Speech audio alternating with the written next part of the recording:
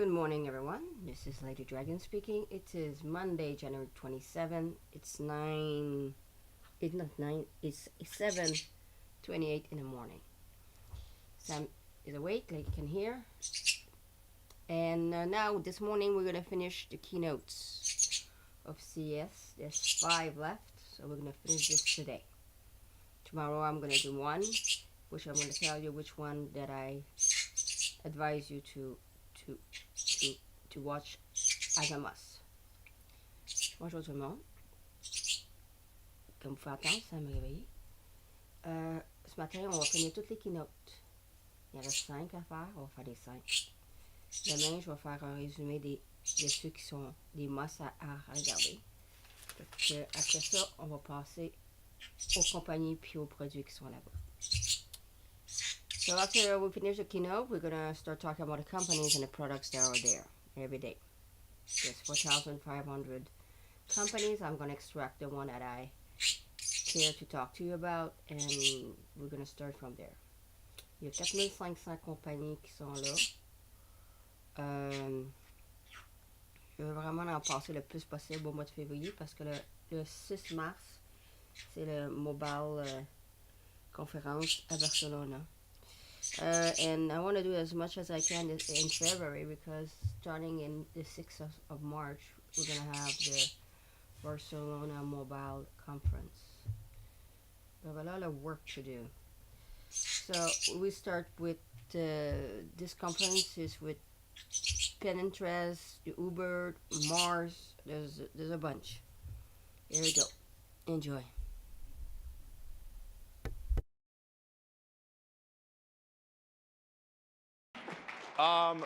So I am Mark Wagman. I am honored to have a great group of folks today to have a great conversation about how we're using data and analytics to personalize advertising and the experiences that you guys have every day and all day.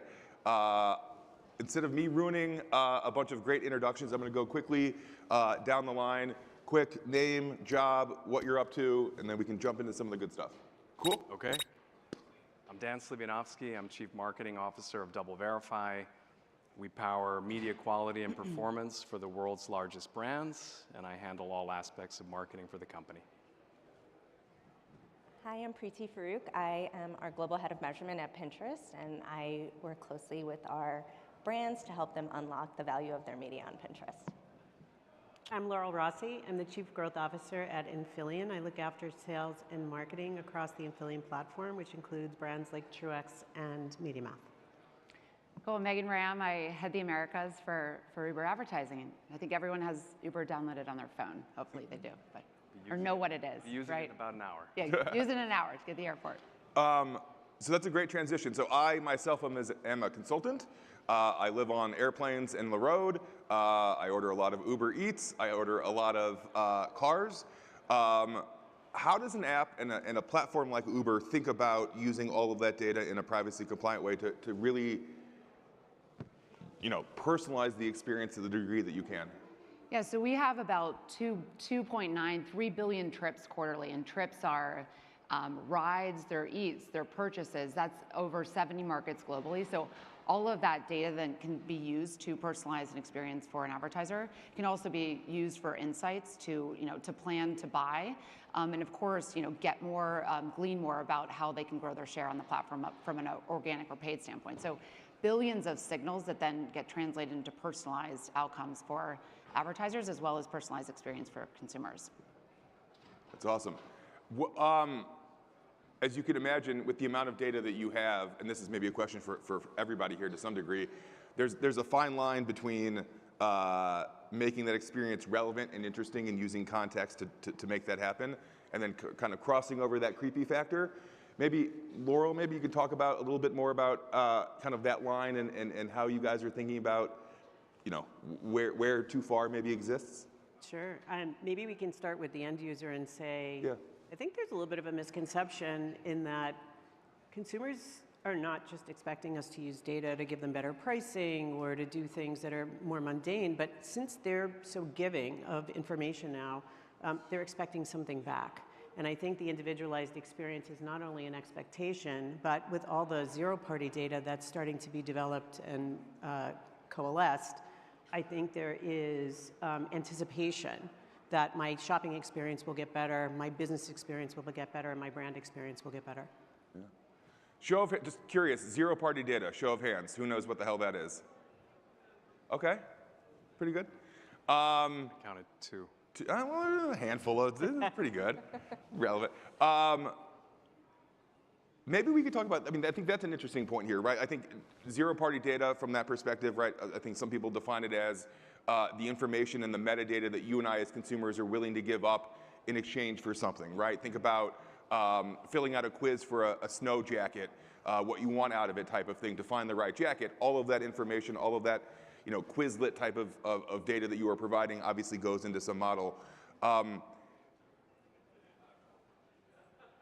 How do we think about data collection, I guess, in this new world, right? Where there's this fine line between, you know, filling out a form and giving all my information, maybe in Uber, right? I'm giving you my email address, I'm giving you a credit card number, I'm giving you where I'm going, versus kind of this a little bit more of a, let's call it a sly way of collecting data from that perspective. Does anybody have a Preeti, maybe from the Pinterest perspective? Like, yeah. Yeah, I mean, so, you know, from a Pinterest perspective, like our primary focus is being privacy first. And yeah. so this idea of ensuring that you're, you know, we're learning, like we're learning from what are the signals that our users are giving us. And there's tons, right? We're super, you know, visual discovery platform. They're saving ideas, they're searching, they're curating. And so these are, you know, rich signals that we're getting on an ongoing basis, but we need to make sure, like, everything is about the consent from them. And what we're learning is, you know, there's, you know, when we think about privacy and personalization, these aren't mutually exclusive things, right? They go hand in hand. And so while we're continuing to invest in these relevant experiences and leveraging AI to, you know, dramatically improve, you know, personalization, we need to do so in a way that feels safe and respectful to our users, and then ultimately our brands can then build off of that and leverage our, you know, signals to create tailored, you know, media strategies, and do so in a way that is, you know, safe and respectful to our shared customers. And so it's all about learning from what the users are giving us and telling us, but doing so in a way that continues to protect them. And that's been a primary focus, not just from an advertising standpoint, but even as we think about, you know, ensuring that we're protecting the emotional well-being of our, you know, teenagers, like, you know, ensuring that, you know, we maintain like private accounts until they're 16. I mean, all of this is about ensuring that, you know, privacy informs every decision we make at a data level. Yeah. Totally agree. Can I layer on? Yeah. You know, I think, you know, the internet hasn't changed that much. It's a team sport, and there's interdependence. And all boats on that value chain have to work in concert together. And advertisers who pay for the internet experience have to see return. Publishers have to see sustainability, and consumers have to see respect for their privacy and choice. Privacy is front and center, and that's on this side of history, either through regulation or deprecation of identifiers. We're only going to see more of that. And so respecting that privacy and providing utility to the consumer is paramount, which is why I think for everyone, the new crop of solutions, the future for this industry is privacy safety and privacy friendliness. And that's simply the way it will go. And if we can kind of use advanced data and advanced measurement and advanced signals to be respectful of privacy and respectful of the consumer and still show performance, we will support this thing, which is a fair value exchange that keeps the internet free and unfettered for everyone around the planet. And that's the magic of the equation. Yeah, and I think at Uber, we think we don't have to have all your information, right? You just need the couple relevant points to make the experience better, right? We're in the business of, like, reducing friction, giving you time back in your day, making your day brighter, easier, right? So do you have a pet? Do you have a teen? Like, basic stuff that actually can improve the actual consumer experience. Those are the things that we're going to collect in a privacy-safe way that can also enhance your actual, like, rider or Which eater. the consumer willingly gives up. Exactly, right. Better experience. Yes, I'm going to tell you I have a teen because my whole Uber experience is going to be better for my teen because of the information I shared. 100%. An increase in relevant, greater user engagement. It's kind of the ultimate flywheel. Yeah. Preeti stepped on the third rail and used the AI word or term here. And I love it because that's been a big theme of this week. And I had the opportunity to moderate a panel earlier in this week, and we talked a little bit about this idea of can AI and this advanced level of personalization exist in this new world through the lens of privacy, right? Dan, you guys at Double Verify, I think a lot of folks know you in the brand safety verification space. Yep. But you've been collecting immense amounts of data for years, right? And using your own very sophisticated AI models to allow marketers to target and block and do all sorts of interesting things there. How do you guys think about AI in this new world, especially with, AI fuels off of data, data comes from us. Like, Sure. can all of this work together? My two favorite vowels. So, AI it's a category of technology. It's not new. Its application today is evolving and interesting. We use AI in a variety of ways. One way that we're using it is to better understand content. So content isn't static. It's not parallel in all environments. It's most complex, arguably, in video. And so if we can break down video into its dimensions of sight, sound, and motion and use different elements of AI to understand, the sound part, music and voiceover and things like that, the text part, metadata and captions and things like that, and then the video part. Can we actually discern objects within the frames of videos, and all of that creates better targeting criteria, either positive or for avoidance? That's one aspect. Aspect number two is around fraud. Fraudsters are using machines and AI to mimic human behavior better than ever before. And especially in premium environments like CTV, we've seen fraud schemes triple year on year, where apps and other things are spoofing CTV devices in programmatic environments, and they're looking from an ISP distribution, a device distribution standpoint, they're looking more and more like natural human distribution patterns, and we have to use AI and machine learning to fight fire with fire. And the third and most exciting area, which taps back into privacy, is using AI to drive better marketing performance online. The vast majority of interactions in digital advertising today happen programmatically, which is automated buying and selling across all environments. And today, there's this new era that we're dubbing bring your own algorithm.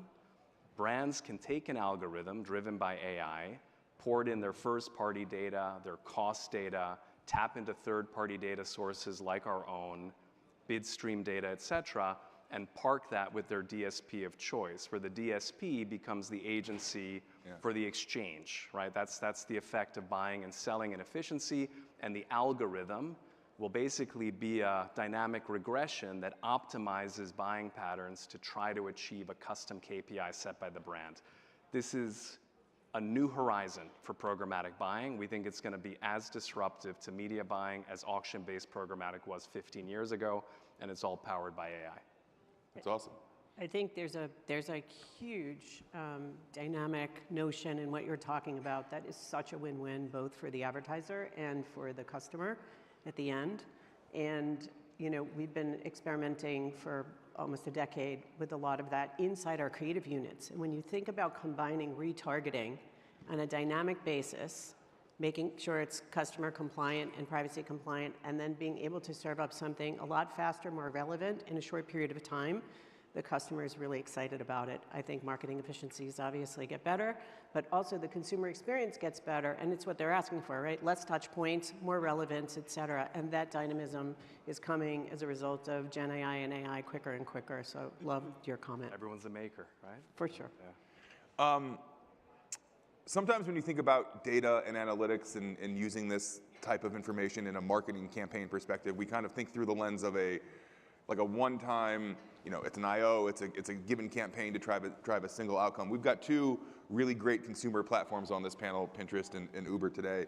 I think you guys both do a really great job at using data, not only obviously for marketing purposes, but also making those apps relevant. How would you guys talk to marketers about thinking more long-term, right? Thinking not just through the short-term lens of, hey, I need to drive ticket sales this week or this month, or I need to move more cars off of a lot. But how do you guys talk to marketers about using these insights, these analytics, these data capabilities that you guys have more, holistically, or the cheesy term of like always on? How do you guys think about that? Yeah, I mean, at Uber, those billions of signals that I talked about, that is like organic purchase data. If you're a merchant on our platform, you're a CPG on our platform. So at the baseline, we can talk to you about how to shift share, how to grow your category, how to lead the category, et cetera, how to get new users, new to brand.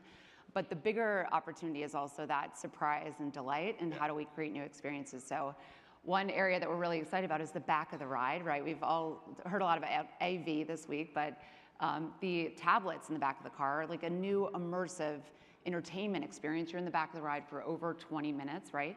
That is your new living room. So what can we serve you up in that environment that's not utilitarian, that's actually like going to let you chill out, watch your favorite programming, or get something that you want to shop and buy and get it ordered to your house later. So there's the data that we have that can be moving your business outcomes, and then there is the data that we have that knows it's Megan in the back of the ride, and I just want to serve you up a good entertainment experience, and we can do both at the same time for brands.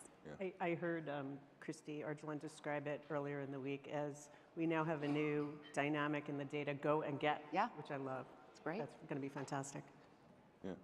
Preeti, how are you guys thinking about using data with marketers more so, less campaign-based, more always on? What are you guys thinking? Yeah, for sure. I mean, what I always tell brands I work with is that, ultimately, there is really no kind of silver bullet measurement solution that kind of works, in this very complex landscape that we all operate in. And so really it is about leveraging a combination of solutions to kind of create that system of truth and make sure that you're taking, you're not just focused on that point in time, episodic, last click type measurement, right? But you're ensuring that, and maybe you're leveraging kind of some more, agile MMM or unified MMM MTA to get that kind of, longer term, always on, cross-channel view. But then you're also leveraging a combination of maybe more platform-specific experimentation tools, and you're calibrating that and fine-tuning that. So you're getting that holistic view, but you're also isolating the individual platform impact, and you're having that feedback so that it's kind of it's speaking more to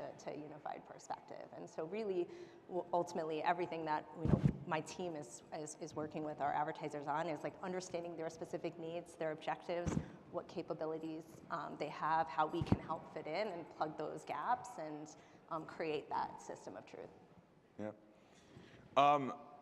We've all talked about the importance of the value exchange with the consumer, right? You and I in this crowd, right, we're willing to give up a lot in exchange for something, right? Whether it's a more relevant experience, whether it's an offer. Data then becomes this, again, to use the analogy, a little bit of a third rail, because it offers you that opportunity to personalize, but also, as they say, it's the one impression on the wrong website that always gets you in trouble type of thing. How do you guys think about measurement as part of this whole equation, right? We think about targeting, we think about optimizing. Is this one of those things that if a marketer wants to get deeper into the future of AI-based personalization or the future of, back of the car type of opportunity, is measurement the first thing they should be thinking about? Is it the last thing they should be thinking about? Where does that fit in the spectrum? Yeah. I mean, I'm the measurement person, so I'll say it's the first thing you should be thinking about. But no, I mean, ultimately, like for anything, you're doing these executions, you need to have a way to, at the end, understand kind of what was the return on investment. And so from my perspective, it starts at the very beginning with having a strong data foundation and ensuring that you have, because, ultimately you can't measure what you can't see. So we need to make sure that we're helping to plug those gaps. So I think a large part of it is around, making sure that you have the right solutions, whether that's, solutions like we have around Conversions API, clean room data partnerships, because these are all capabilities where you can ensure that you're getting the right data in to be able to do measurement, but do so in a way that is both secure and privacy compliant. Yeah. I'd love to jump on. Yeah. So, I mean, verification is a euphemism for data sets. That's really what it is. And our whole business model is around measurement and activation of different types of data. And as we discussed, there is a fair value exchange. Brands pay for the internet, and brands there's an fair value and activate what it is. And so, I mean, verification is a euphemism for data sets. That's really what it is. And our whole business model is around measurement and activation of different types of data. And as we discussed, there is a fair value exchange. Brands pay for the internet, and brands have, there's an imperative there for campaigns to perform. Because if you're not showing return on ad spend, they'll withhold it, and the whole model that makes our access to content free will fall apart.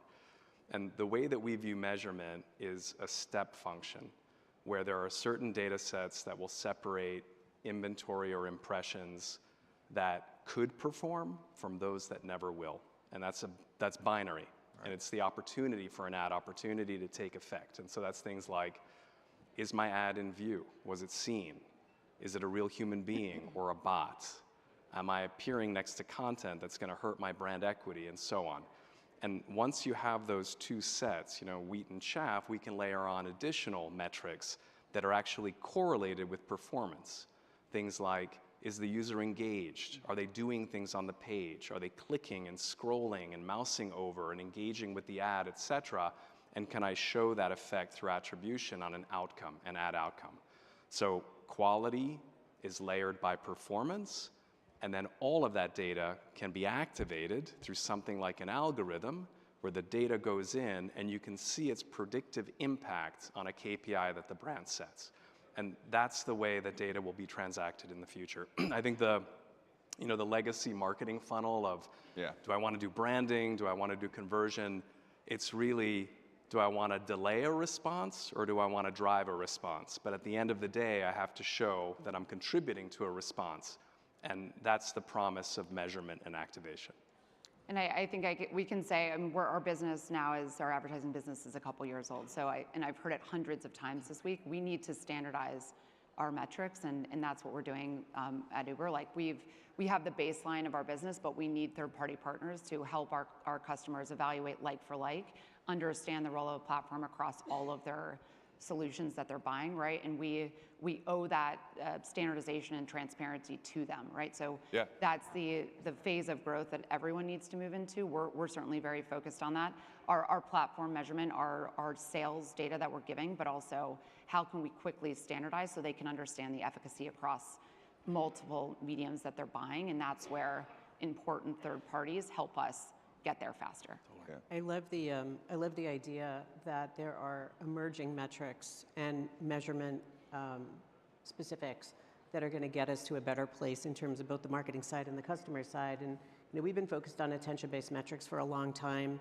I am an advocate. I think standardization is absolutely most critical. And ultimately, engagement. Like, we talk about things like engagement rates. And we talk about things like interaction rates, but what are the standards? Who is really engaging? Who is really interacting? And how do we drive that value back into the equation? I think that is a missed opportunity, but growing every single day. Yeah, I mean, listen, as a consultant in this space, I think those are some of the questions that we get at MediaLink constantly, right? What does good look like? What's a benchmark? Right. How do I understand if this is a good price or a bad price, or a good rate or a bad rate, or is engagement score of X good or is Y better? I mean, listen, going back to you, Laurel, you guys have built a really great platform in Infillion, right, by bringing some of these assets together that maybe existed as a standalone product or solution, and now you've aggregated them.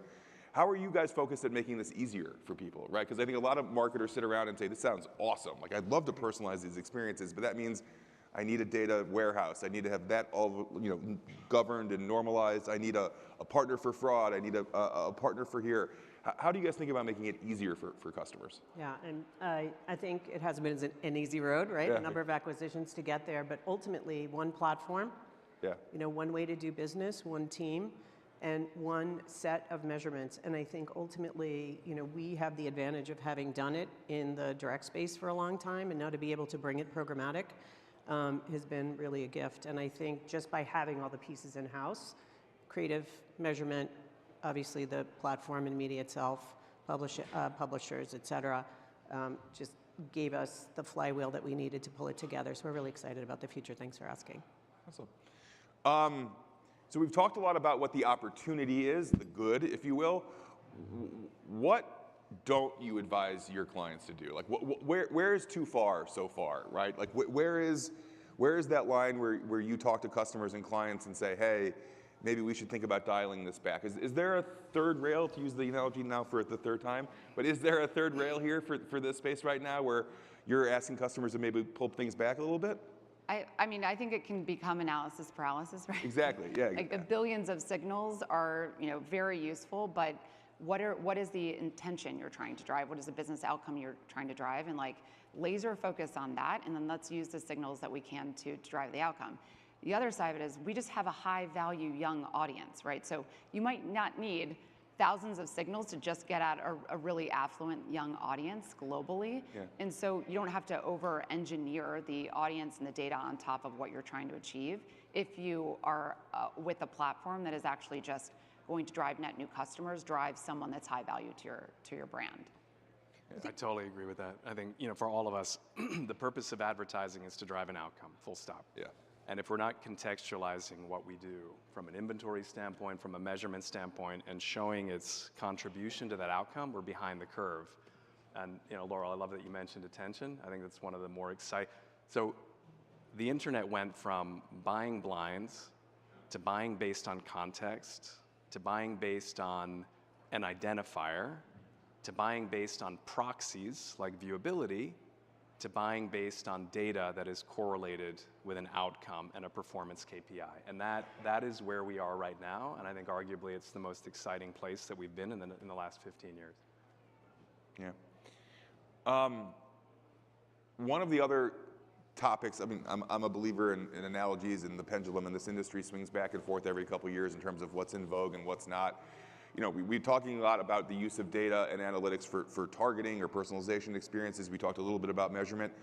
Another one, and maybe Megan, you touch on a little bit in terms of your audience, but insights, right? Understanding what the hell's going on in this market, right? I think most of us have kids in this space who are all doing things and trying to understand what's actually happening, what does good look like. How do we think about using data and analytics, and maybe more so planning in earlier stages when we think about campaigns? I know a lot of us are focused on driving those outcomes that matter, and I get that, but at the same time, in order to understand how to drive those outcomes, you also probably need to have a better understanding of what's actually happening. So I mean, think about Pinterest, you guys are probably sitting on all of that, right? Yeah, 100%. And I think, we have this notion of Pinterest predicts. Yeah. Because ultimately, based on the signals and the usage on our platform, we're actually able to see earlier than most, what is going to be trending, further out than where folks are today. And brands are really, that's a huge part of what brands are looking for, not just from, it doesn't just inform campaign execution, how you're thinking about creative, how you're thinking about your audience strategy, but you could also think about it it helps from a merchandising standpoint. There's so much that this data can fuel for our advertisers, just to ensure that they're speaking to their customers earlier on than even the customers have formulated words on what this means to them. And I think we encourage it too for their actual business planning. I'm launching a new frozen ice cream product in Q4 of next year. What can I do? How can we use the actual trend data, the purchase data, the real-time data that we have on ice cream purchasers on our platform to help inform your actual business strategy to move that product globally? Yeah. So they can use it as upstream as they like in order to inform briefs, but also product launches and things like that. I think insight, I'm going to invoke the AI notion here and say where we've had the most success is testing our way into those insights and using AI to get there fast. 20% of a particular campaign, et cetera, and stepwise working through that over time. If you have vertical data over time, that's sort of helpful and helps you get to those insights a lot faster. But I do think this is where AI will change the game entirely. Yeah. We've been talking a little bit about the types of data, right? AI is everywhere. The other three-letter acronym everywhere this week is retail media, RMNs, right? And transactional data is arguably some of the most powerful and deterministic and directional data you can get. It's also arguably the most sensitive data, right? It's what you're buying. Where do you guys think, maybe more generally in the market, are we going to see more of that happening? Are we at peak retail media because of this, and maybe privacy starts to pull some of that back? Or is this, we're sitting here in 12 months and there's another 100 of these networks that have spun up? I think, excuse me, I think it's a fascinating and fast-growing supply pool, you know, that is screaming over the last 5 years, and it has the benefit of first-party data and conversion data, and it also has the benefit of stitching that to audience extension. And so downstream, retail media networks can connect with other party sites and apps, and there can be connective tissue, and that increases the supply pool, which is a long-winded way of saying it's our job to measure everywhere. And I think it's been said on this panel that something advertisers are challenged with is how do you create a cogent picture out of what is a Frankenstein landscape of supply partners and measurement methods so that you can have a common yardstick to understand things and take action on things. And so retail media is a huge priority. You know, we treat it like any other supply pool, whether it's social, open web, app sphere, everything like that, so that we can provide a common way of assessing retail media and its impact. But it is big, it's meaningful, it's impactful, and we would only expect it to grow more prominent within the supply space. Yeah. But I think gone are the days of people being like, okay, I'm accepting the 5-to-1 ROAS at face value, right? So I think that it's like, is this incremental? Did it happen in my brick and mortar? Did it really happen on your channel? Did it happen that storefront, right? And is that a net new buyer that I wouldn't have got otherwise? Like, is that a net new sale? We'll see more push there, obviously, to contextualize the incremental return based on the investment. And we're pushing hard in that space as well. Yeah, and I would say this is where having the right privacy compliant data foundations is going to be really important. So like if you need to enable this measurement, because you're right, we need moving towards incrementality, getting towards kind of the, perhaps more, granularity that these RMNs are trying to provide, you need to do that in environments like clean rooms where the conversions are being matched in a de-identified way and, you're enabling the measurement, but it's all being done within the lens of, neither party having access to each other. I mean, listen, this is the four of you make this analogy great, right? You've got two platforms that, arguably, probably most of these people in this room, including myself, are on, right? You've got marketers who want to spend on both and will continue to spend on both. And you've got Infillion and Double Verify here who are going to help kind of customers make sense of that. And I think in measurement, incrementality has been certainly the name of the game this week, and a lot of just, another thing that marketers want to continue to spend across all the apps, all the websites we're on.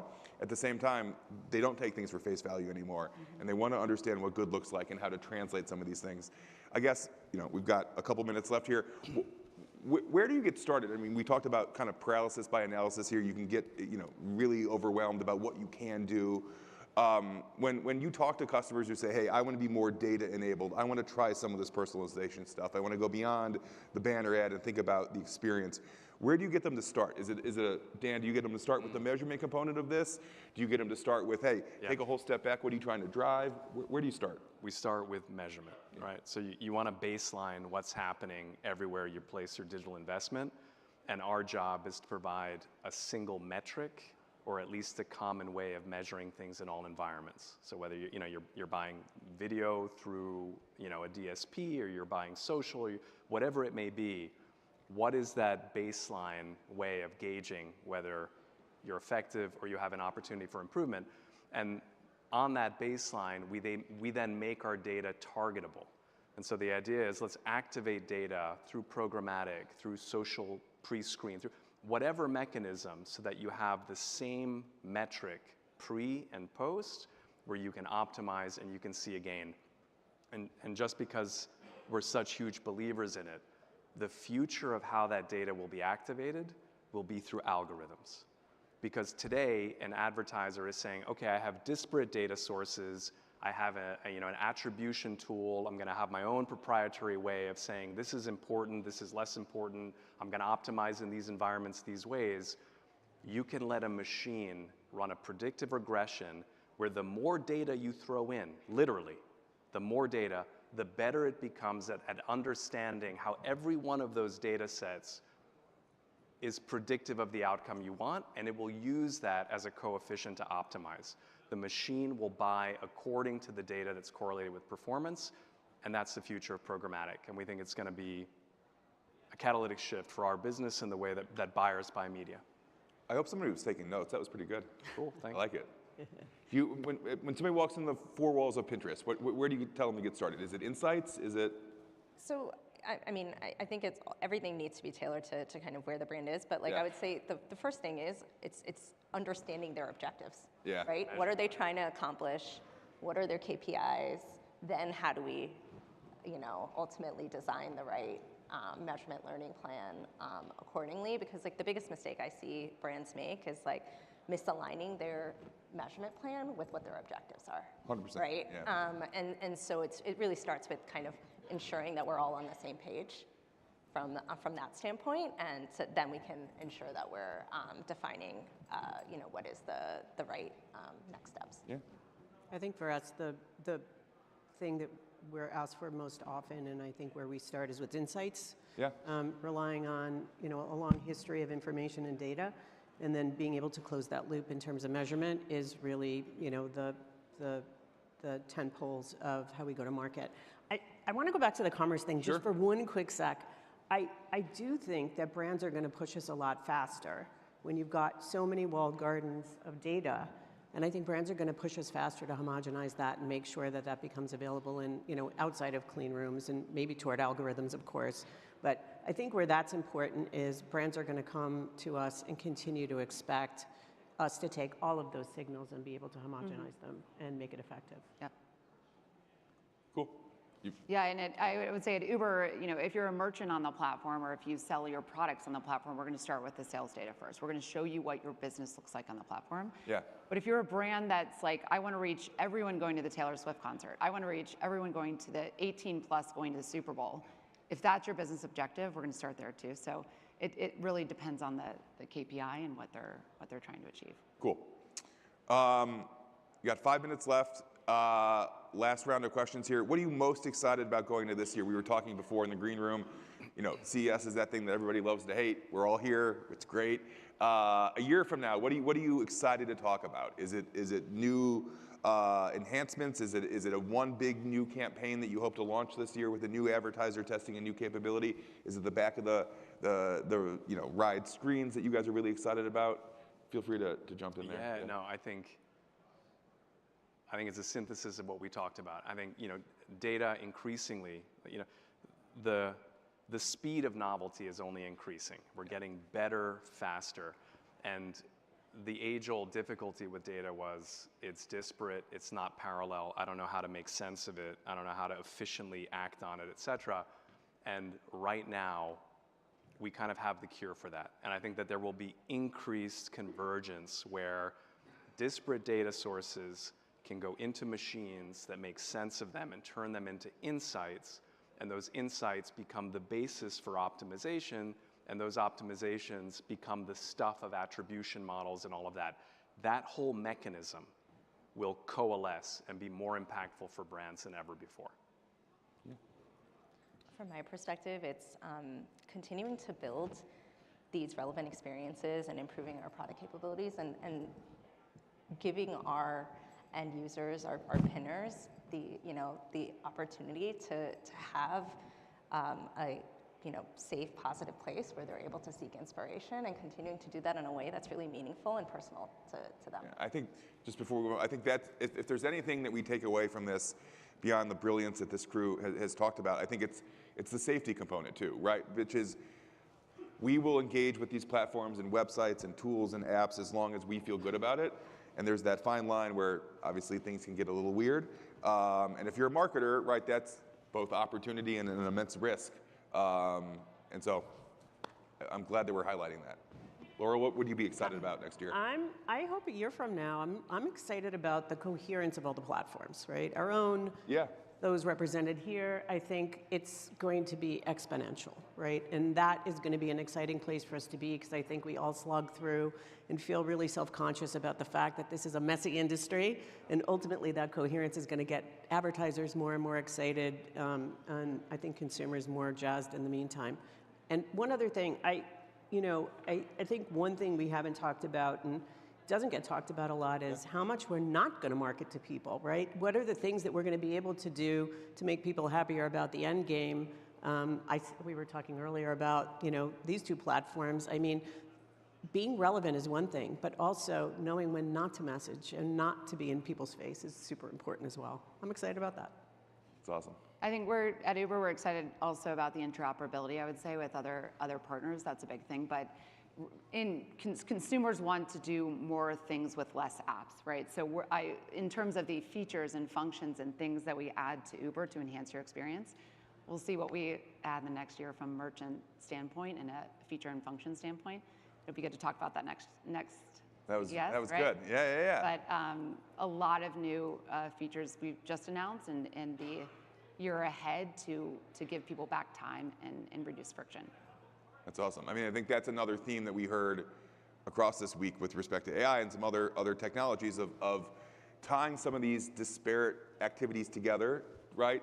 Not only get me a car, but buy my tickets before I get there, right? There's all sorts of interesting things you can do there. I think this is a good place to stop. Thank you guys very much for sticking with us on a Thursday of CES. Hopefully you walked away with a little bit more around the do's, the don'ts with respect to using data in a privacy compliant way for advertising and experiences. Thank you to my great panel of folks. Appreciate the time. Thank you so much. Thanks for stepping in, Mark. Thank you, Mark. Well, that was interesting too. They're all interesting. Okay, I'm coming back in 5 minutes with another keynote.